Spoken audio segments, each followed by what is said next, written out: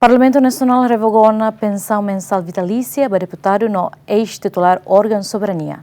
Deputado nem nulo Ressin Rua foi voto a favor, contra 0, no abstenção 0.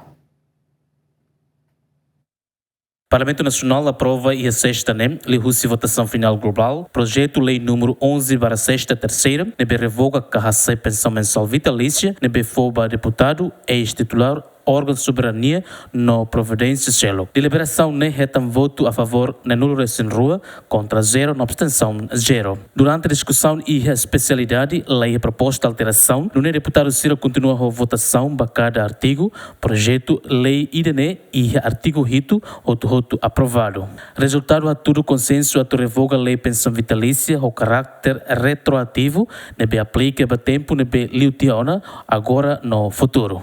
Deputada Maria Teresa Guzmão, relatora da lei clarifica que lei aplica para deputado Roto, inclui atual no uluk nebe serviço tiona no mos ex-titular órgão de soberania.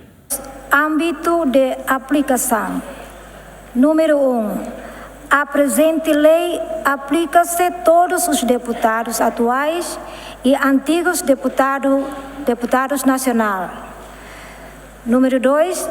Ex-titulares dos órgãos de soberania, incluindo o Presidente da República, Primeiro-Ministro, membros do Governo, presidentes de tribunais superiores e de demais órgãos previstos na lei sobre titulares dos órgãos do Estado. Número 3. Abrange todas as formas de pensões, subsídios ou providências especiais concedidas com base na qualidade de exercício de cargos soberanos. A foi em votação, mesa baixa para queiras para comissão A, o de halo redação final, não é a ruca queiras para Presidente da República, o de halo promulgação. Adriano Verdial, Luciano Amaral, Gemen.